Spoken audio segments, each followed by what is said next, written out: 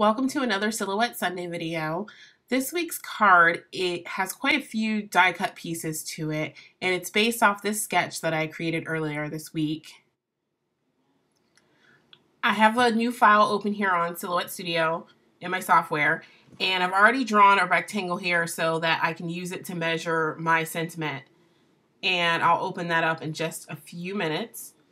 But before I do that, I'm going to draw a couple of rectangles, and these are going to be the half chevron or the angled pieces on the side of my card.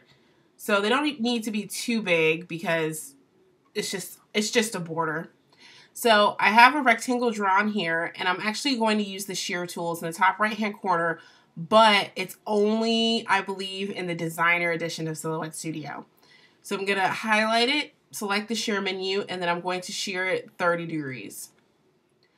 Now I'm using a scrap, and my scrap is only 2x2. And if I go and I change the settings so that I can see my cutting mat, this is bigger than 2x2. So what I'm going to do is just angle it by grabbing the green dot so that it's straight. And I can fit it in within a 2x3, piece of paper. That's what my scraps are.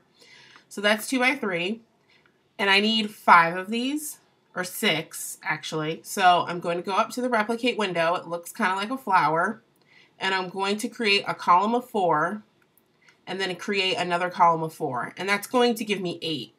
And I have 8 scraps, although I only need 6 pieces. And I'm going to cut 2 extra pieces, and I'll figure out when I'm making the card which ones I'm going to actually use. So I'm just going to spread these out. And that's it for the pieces on the side.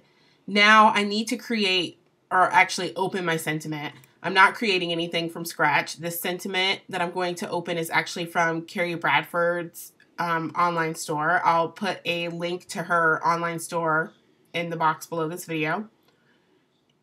Now I'm going to go to File, Open, and it's going to automatically populate the files from Kerri Bradford's store, and I'm going to use the You Make Me Happy sentiment. And when I open it, you can see that it opened in a new file. Now, to get this over to my project, I'm just going to click on it, right click, and then hit copy, or you can hit cut, it doesn't matter. And then we're going to go over to the original one. I'm going to right click and then paste, and it's going to paste my sentiment down. And now I can resize this to what I want. So I'm going to scale this down to fit within this box right here because this is my card front. So I don't want it any bigger than that. So that looks to be about the size I want. There's no measuring involved really on this. It's just guessing. So now that I have it the size I want, I'm going to copy it and then paste it again, because what I'm going to do is cut it out of solid cardstock, and I'm going to back my pattern paper with it just to give it a little bit more substance and a little bit of a border. So I'm going to go ahead and send this to the Silhouette and get started on my card. So I have all my pieces die cut, and all of the papers are from the May Studio Calico Kit. I believe it was called 35mm.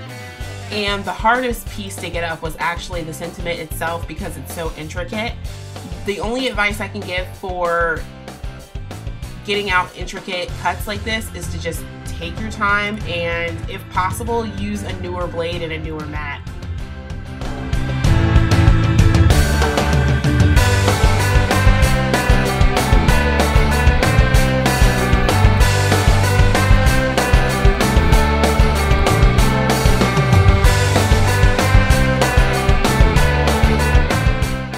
I finagled these pieces for a while because I sketched the card one way, but when I started making it, it just did not look right. You're going to see in a minute that I flipped the entire design around.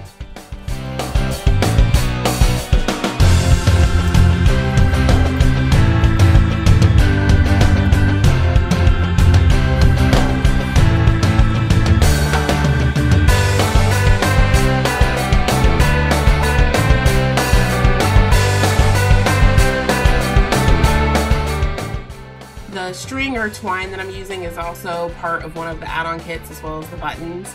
and it's made by Lawn Fawn, and the colors are really nice, and they're really bright, or I should say vivid. They're not really bright, but I had a really hard time getting this to stay on the card, and it probably took me a good 5 minutes of finagling to get it to stay on.